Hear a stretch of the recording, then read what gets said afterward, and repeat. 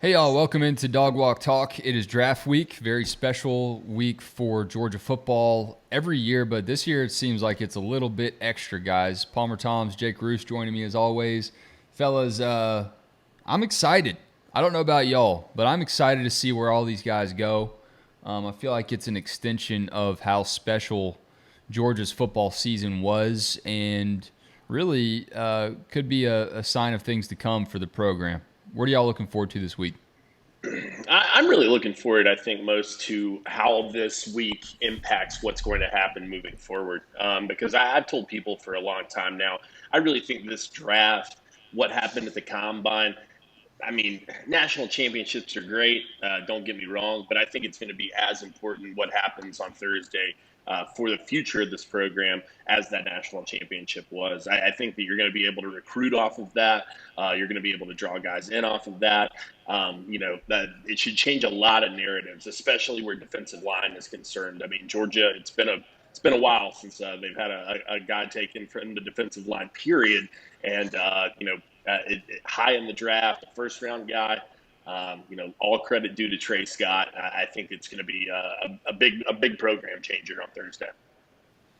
Yeah, no, I completely agree. I mean, I think that it's an opportunity to build some momentum, and kind of A, celebrate what has happened with this program, and B, celebrate what can happen with this program. Like you said, these guys in recruiting, their goal, they always say for the next 3 to 4 years. Well, that 3 years means that they're out early, headed to the NFL. So that's on their mind as a recruit. And so, Georgia, being the team of this draft, potentially having the most players picked, a chance to, put up a very high number. I don't know that they're going to hit the 14 number that would be the all-time record, but I'd certainly think that they're going to hit 10, which would surpass the 9 that they had drafted last year for the most players picked in a 7-round draft in program history. So I think, like you said, Roos, I think this is an opportunity to,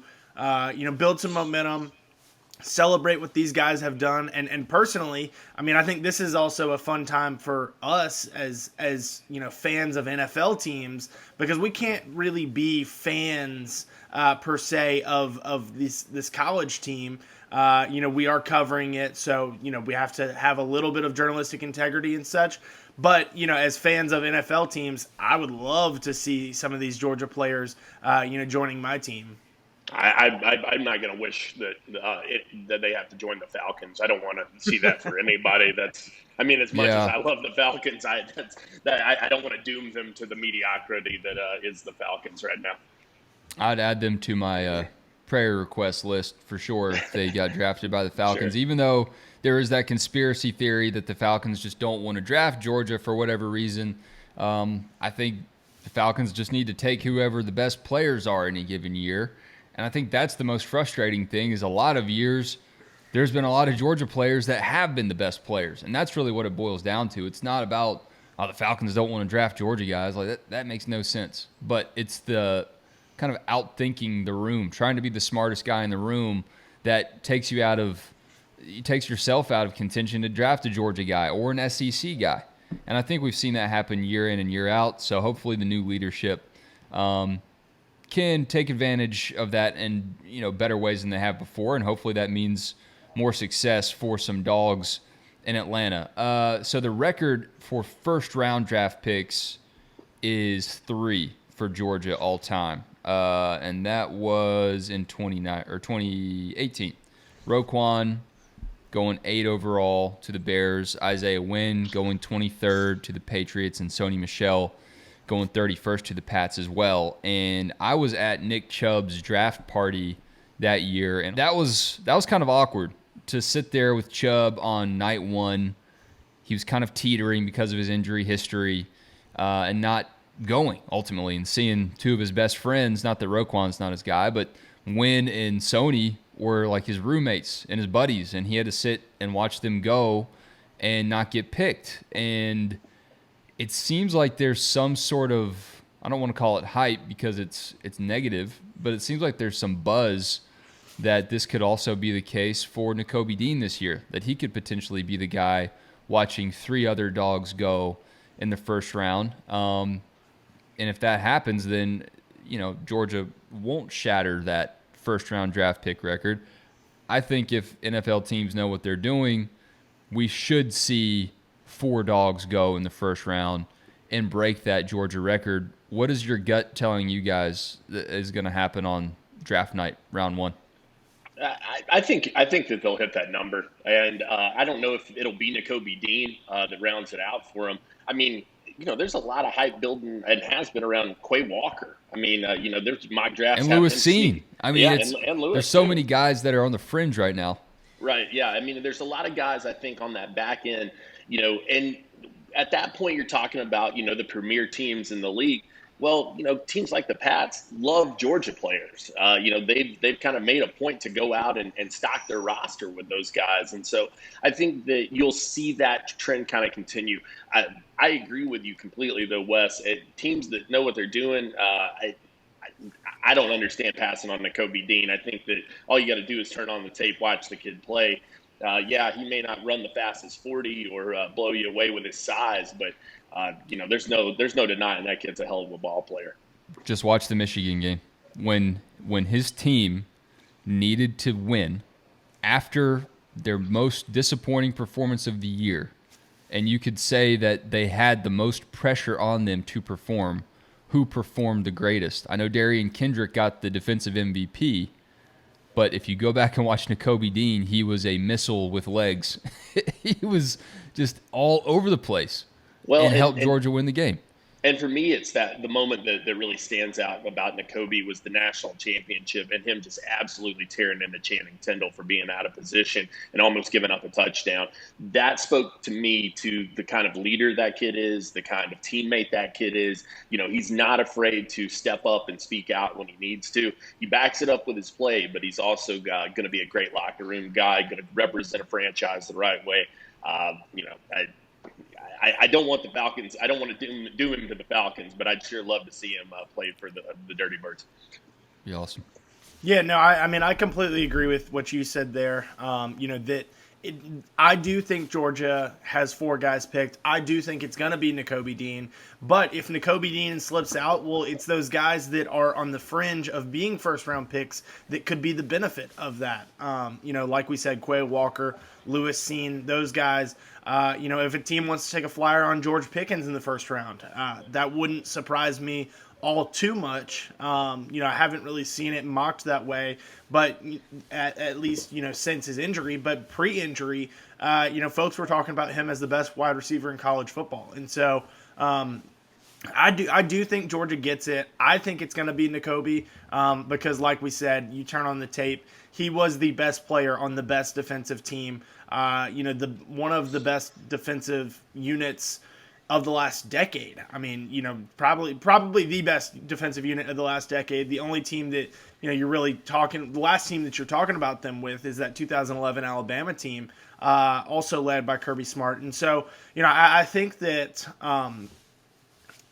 Georgia does get it. I think it's interesting to have seen, Devontae Wyatt go from the player that he was pre-2021 to being pretty much locked in at a first-round pick. I think his performance at the Senior Bowl helped. At least that week, he didn't play in the game due to injury. The combine obviously helped too. Jordan Davis, there were questions about him and whether he was, going to be durable enough, be able to stay on the field long enough, had good enough conditioning. Well, he's, seemingly locked in at a first round pick. And obviously the storyline of the first round for Georgia, if it's not that 4 guys going, is Trayvon Walker going to be the first pick? The draft odds say so. I'm interested to see it because I do think it's a situation of, are these NFL teams evaluating what you did on the field, at least stat wise, or are they evaluating the potential? I think that the stats speak for Nakobe. The potential speaks for Trayvon, and so for Georgia's sake, I think that they're hoping that teams pick and choose where they want to apply potential and performance. It's funny to see all the draft experts now leading up to the draft start to send out tweets like, hey, after doing a lot of research, I'm starting to realize Trayvon Walker really is worthy of a number 1 overall draft pick. And I can't come down too hard on them because they're not watching the team like we are. But I think people that pay attention to Georgia football, pay attention to SEC football, they've known for a long time. It's not about the stat line with any of Georgia's defensive players because of how deep the defense is, because of the way it rotates. And I don't have to be covering Georgia. I don't have to be a Georgia affiliated guy. I'm not, carrying these guys water. It's just common sense. The reps that they get at the different positions that they get, you're not going to put up numbers like Aiden Hutchinson, regardless of how talented you are. But if you watch Trayvon Walker, you want to talk about a play in the national championship, one of, I think, Bama's longest gains of the day, Trayvon Walker is the guy that makes the tackle chasing down an Alabama skill player. He's out in Jacksonville where he could end up professionally throwing gators around like they're middle school players. Not just skill guys, like offensive linemen, tight ends. He is and let's not forget freak. the fact that he dropped back into pass coverage in that game and deflected a pass to Nolan Smith.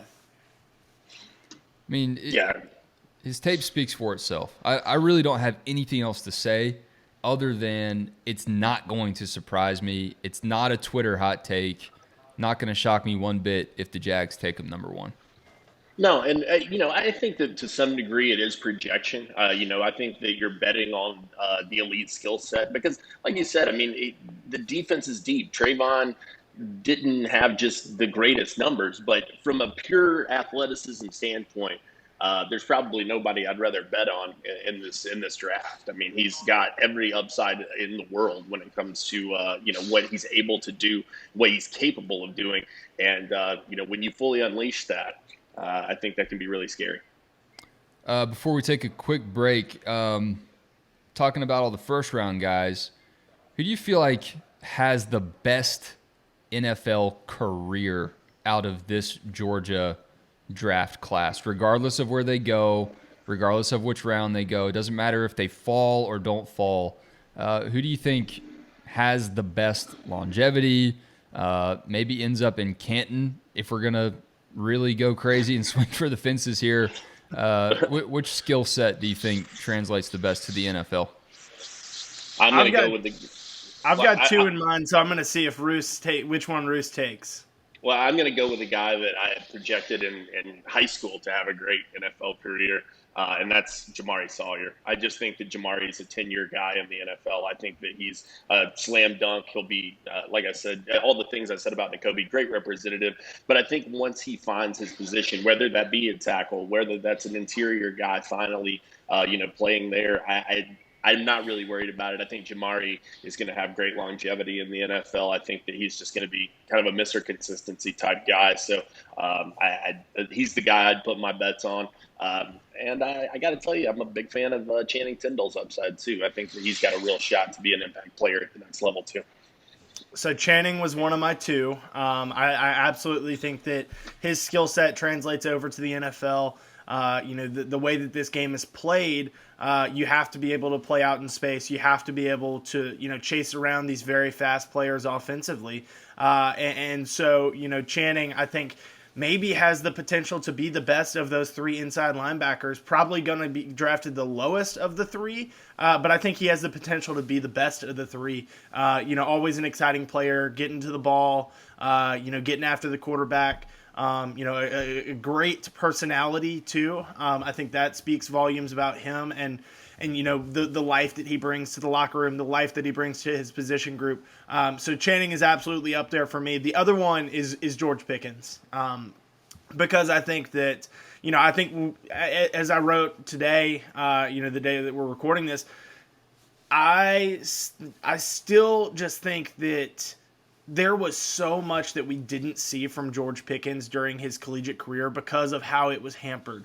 He came in as a freshman, wasn't an early enrollee, made an impact that year, but it took him some time. It took him some time to come along and to get comfortable, and he blew up in that Sugar Bowl performance against Baylor. 2020, comes in with huge expectations. The first receiver in quite some time to return as Georgia's leading receiver. And obviously the COVID offseason, no spring practice, new offensive coordinator, quarterback struggles, injury struggles. We never got to see the full potential of George Pickens in 2020. We saw highlights of it. Those last two games, putting up 126 yards against Missouri and 135 against Cincinnati. Obviously those two plays, those two games were big in terms of his highlights. Had two great touchdowns against Missouri. An incredible diving catch against Cincinnati, another touchdown in that game. Again, the expectations were super high. A second year in the offense, working with a quarterback that is beneficial to his playing style in JT Daniels. Those two really meshed well in those last four games in 2020, which created these expectations of him being potentially the best wide receiver in college football in 2021, and obviously the torn ACL during spring practice. So I think we never got to see the full potential of George Pickens at Georgia, and I think that is certainly something that we can see in the NFL, because we've seen that he's back to his full self. We saw the diving catch in the national championship, the same kind of plays he was making before the injury. We saw him run at the combine. I think that Channing Tindall and George Pickens have the potential to be the best player in this draft class for Georgia. For everything you just said, Palmer, Pickens is one of my two guys if we're making two picks. I think just the lack of contact he has coming out of college puts a little more tread on his tires because of the COVID year, because of his limited participation in his third season, but also how physical he is. The highlight reels of him shoving guys off the line. Obviously, he did what he did at Georgia Tech. That tape is going to follow him everywhere he goes. I don't think it's ultimately going to haunt him too much because he has grown up a little bit since then. It seems like he's letting his play do the talking instead of the end zone wall at Bobby Dodd Stadium. So I'm going to take Pickens as one of my two guys. I really feel like he is recovered. He's got the skill set. He gets open. He doesn't have to run crazy route patterns and do crazy footwork like a lot of other skill receivers do coming out of the draft. He just gets open. He just burns people. So I think that'll serve him very well. And I also think Devontae Wyatt is a guy that picked up a lot of steam. His stock increased a lot through the Senior Bowl, but just how versatile he is. I spoke with Chuck Smith, Dr. Pass Rush, and he was working with Wyatt and Jordan Davis around the Senior Bowl. Wyatt hurt his ankle, so he couldn't finish, but it won't hamper him. As you could tell at the Combine, he's just fine now. So the fact that he's working on his pass rush, Chuck Smith feels like his pass rush is going to develop, continue to get better. He hasn't even scratched the surface of how good of a pass rusher he can be yet. I think that, plus what we saw at Georgia, just his all-around skill set on the D-line will serve Devontae Wyatt pretty well also. All right, we will take a quick break, get to some interesting NFL draft trivia, courtesy of the great Claude Felton on the other end of this break, and talk about some other news and notes on the Georgia Bulldogs front to sum up this week's episode of Dog Walk Talk. We'll be right back. All right, welcome back to Dog Walk Talk Draft Week. As we were previously discussing, I want to run through some Georgia draft trivia with Jake and Palmer really quick and see if you guys have any idea of some of the things I'm about to ask you.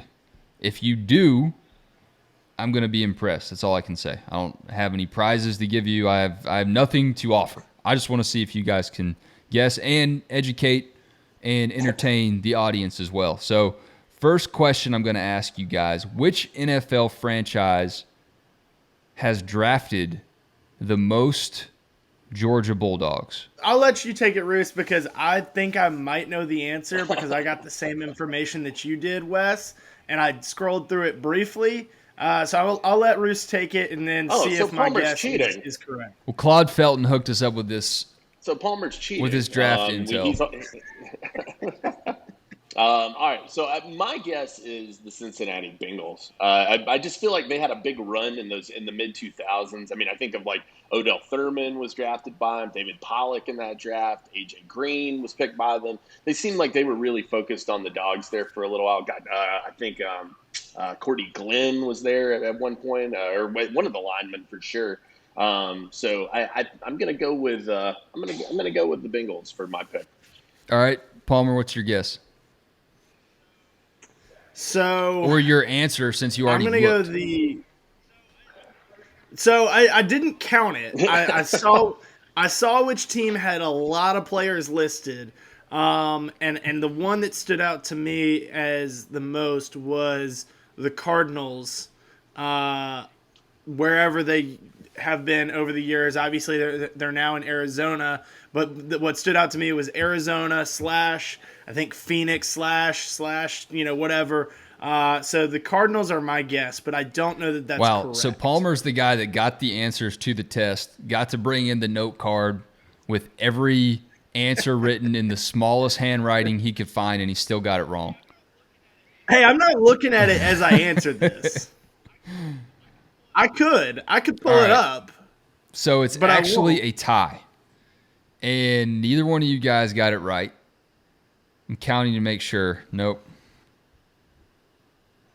All right, it's a tie between the Chicago Bears and the Philadelphia Eagles. Both have 21 drafted in their history, dating back to 1944 for the Bears, and for the Eagles, dating back to 1943, Lamar Racehorse Davis was the first pick for the Philadelphia Eagles to start their run of Georgia greatness. And the Bears' first pick in 44 was Jim Fordham.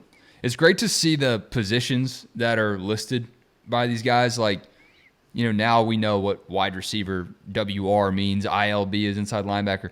Jim Fordham and Racehorse are both just listed as B for back. They could do it all. All right.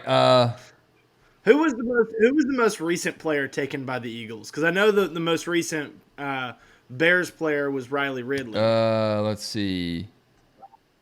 Do you know who it was? For all of them that have been picked, it's interesting how long it's been. It's been 10 years. It was Brandon Boykin in 2012. All the Falcons fans are going to think that Atlanta has picked the fewest amount of Georgia Bulldogs. What are y'all's guesses for who's taken the least amount?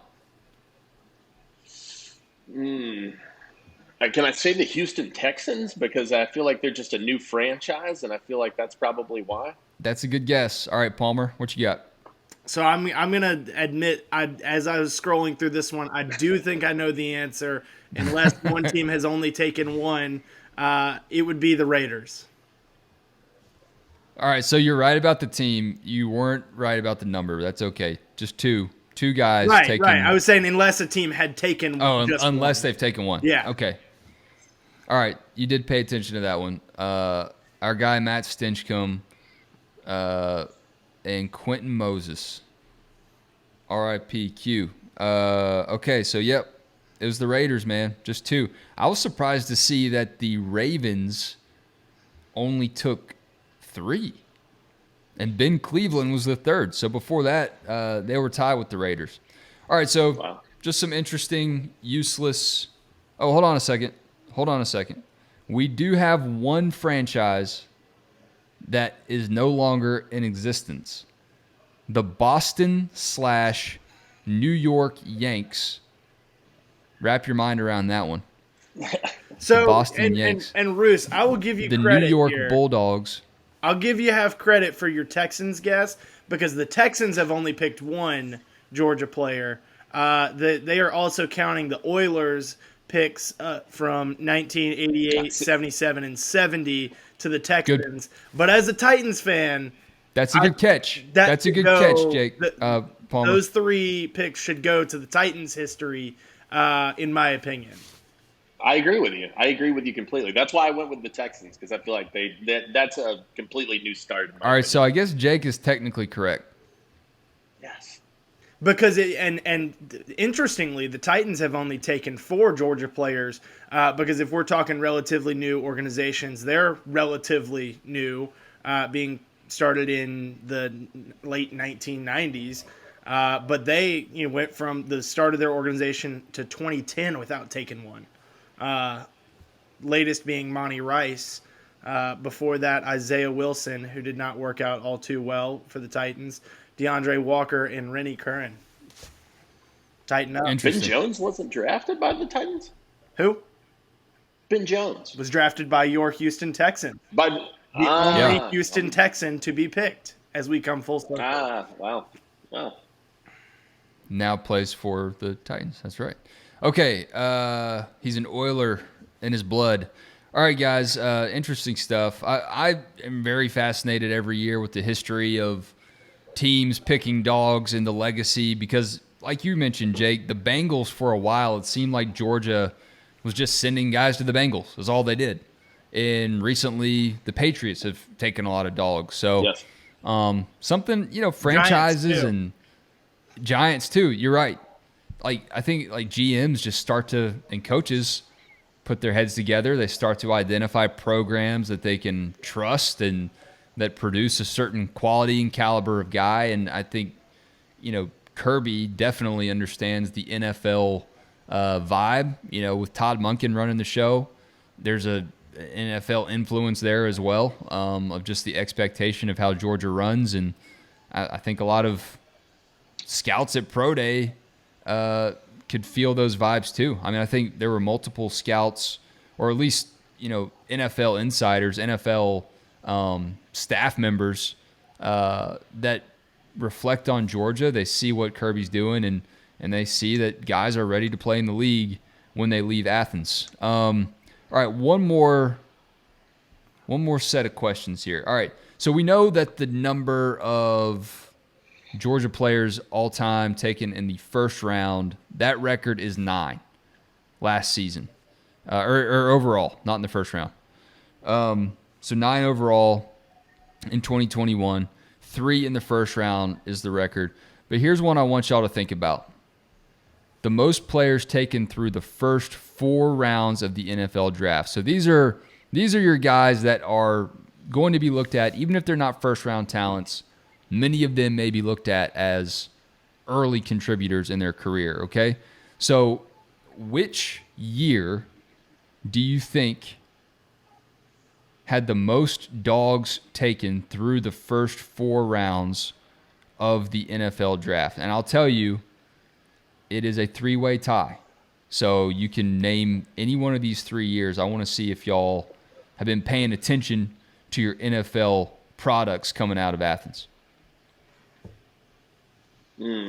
That's tough. That's real tough. I mean, I would kind of lean toward the one that had the 3 first-round picks. That seems to make sense to me. That you would have the most players in the first 4 rounds. Yeah, you'd think there wouldn't be too much ground to gain after that, right? Right. I would think so. I'm going to say, and that was coming off of the national championship game and the SEC championship. I'm going to say 2021 as one of those 3 because I remember a run on players in the 3rd round, Georgia getting several players picked then. I don't know that for sure, but I remember Trey McKitty being picked there, Ben Cleveland being picked there, Monty Rice maybe being in that area as well. Azeez Ojulari was a 2nd, 3rd round pick. I'm going to go 2021 as my guess. All right.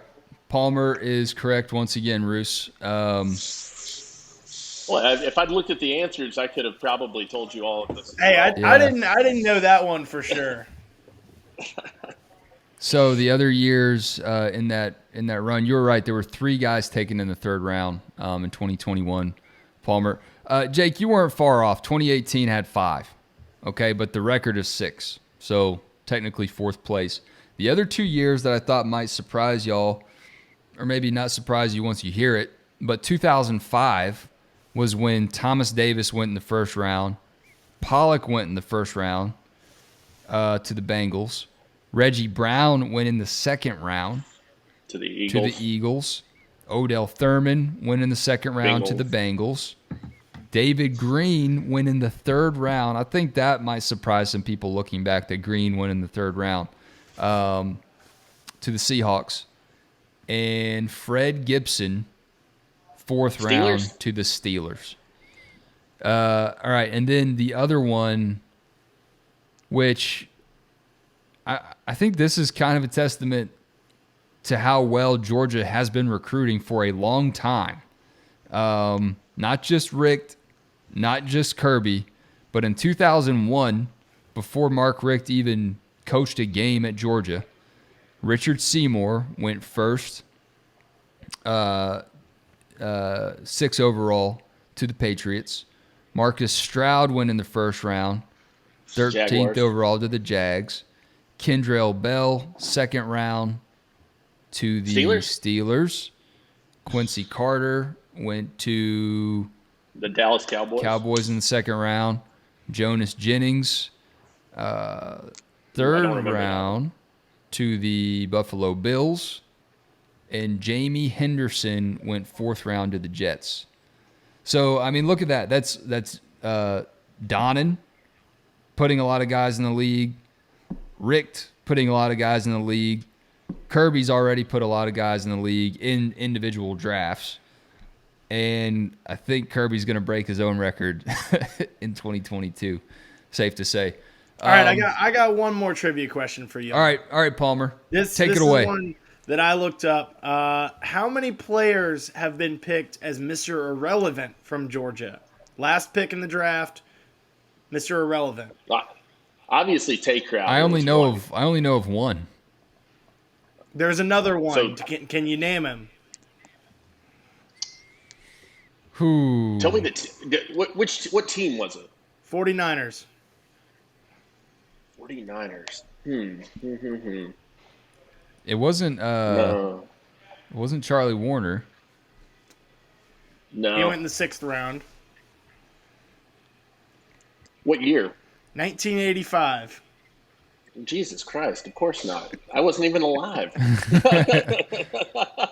Donald Chumley. I just looked it up. No, I never would have guessed. Donald I never would Chumley. have guessed Chum. Old Donald Chumley, eh? Shout out to Tay Crowder though. He's made the most of it for sure. Dude, he may be the best Mr. Irrelevant ever. Yeah, he's got a real claim to it for sure. No question. Looking at these Mr. Irrelevants, there's some names in here though. Chad Kelly was a Mr. Irrelevant. Wasn't Suckup? Suckup was. I mean, I don't know. Off the top of my head though, I can't really think of anyone that's made an impact right away like Crowder did. Suckup has had a decent career. Are there a lot of not as many kickers as I would think. You'd think of that position as being a kicker spot, but I guess GMs don't draft like we draft in fantasy football. Yeah. Or they just sign kickers as free agents. Interesting stuff. Well, if you can't tell, I'm fired up about the draft. Can't wait to see who adds to Georgia's list of draft picks and see if some of these teams add to their thin numbers of Georgia draft picks. The Titans, the Texans. What are you doing, man? Raiders, Ravens. All right, let's wrap up really quick, guys. Other thoughts surrounding Georgia this week. Commitment, Bruce, after after another commitment to Notre Dame and decommitment on G-Day. What do we need to know about Justin Rhett? Yeah, really interesting, man. Came together faster than I would have guessed that it would have. I thought that he was going to maybe take this thing a little bit further, maybe even into next week, possibly. But goes ahead and pulls the trigger on Monday. Big pickup for Georgia, no question about it. 4-star guy. And what's really interesting to me about Justin Rhett is we haven't gotten a lot of clarity on guys that Fran Brown has been super high on just yet. I think that they've been doing their due diligence on a lot of these guys, want to bring guys in for evaluations over the summer, do some in-person workouts. Justin Rhett, not a guy that they needed really to do that with. They really liked what they have in him and liked his skill set. Pretty huge. You get one official visitor so far in the 2023 class, and you get him to decommit from his current school and flip over to you, just over a week later. So a real testament to Fran Brown. Great start for him, no question about that. And really looking forward to seeing where he can go from here, because if you go read the breakdown piece I did over at DawgsHQ, a lot of meat still left on the bone where cornerback is concerned. A lot of high targets still looking at the Dogs heavily. Awesome. Yeah, awesome stuff on Rhett too. Fun recruitment, it seems like, for Fran Brown, and just a huge addition to the Dogs class. Palmer, Trayvon Mitchell in the transfer portal right after G-Day. What do we know about that? What do you expect the fallout to be with some shuffling there? Obviously, helps the Dogs scholarship numbers out a little bit. Yeah, it certainly does help out the scholarship numbers a little bit, but it doesn't help the depth on that defensive line, a position group that was already, is in huge need of depth anyway because of how much they rotate. We saw that last year, and guys, they're in need of guys to step up into bigger roles on that defensive line because of what we're going to see on Thursday night with 3 defensive linemen probably going in the first round. You're going to see these guys that were role players, providing depth last season, stepping into the role of, the starters, the top tier guys. And so that just means that the guys behind them last year are going to have to continue to rise up the depth chart. And so Trayvon Mitchell was going to be one of those guys that was, fighting for some playing time, fighting to rise up the depth chart. Hasn't had the best start to his career in Athens, but had the potential to make an impact. It looks like he'll go do that elsewhere now, and Georgia will be relying more heavily on some of these other guys. They're going to be looking at Jonathan Jefferson for help, Bill Norton for help. Those guys have been on campus. Obviously, we've seen what Tyrion Ingram-Dawkins did at G-Day and what Tramel Wellthour is capable of doing. Nazir Stackhouse, Zion Logue, Warren Brinson, Jalen Carter. That's the interior of your defensive line. So those 6 guys are probably your top 2 lines, but you're also going to be needing some help from guys like, like I said, with Jefferson, with Norton. You're going to be looking at some of these younger guys like Mykel Williams, Bear Alexander, Shone Washington, Kristen Miller as well for some help. So, not the biggest loss to the transfer portal, but it definitely doesn't help with depth at a position that's already, going to be looked at as maybe a little bit thin because of what they're losing this season to the draft. Well, if Mike White has learned anything and Kirby Smart can learn the same thing, the transfer portal works both ways. So those scholarship numbers thin out a little bit more. Georgia might be able to get some help as well at some key positions where they do have depth issues for sure this offseason. All right, guys, I think we've talked enough this week. Just excited about the draft. Can't wait to see which guys, check back in 15 years when we're still doing this podcast to see which guys have had the best NFL careers, whether it's George Pickens, Devontae Wyatt, Channing Tindall, or none of the above. Jamari Sawyer, maybe it's Jordan Davis.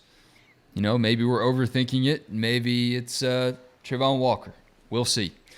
If you don't already sign up to DawgsHQ, if you're not already a subscriber, go ahead and sign up over at DawgsHQ.com. We got a free 7-day trial going for you for more premium insight into Georgia's recruiting class, into news going on with the current group of Georgia Bulldogs. Definitely invite you to check that out and tell your friends about us as well. Thanks for listening, Enjoy the draft. We will catch you next week.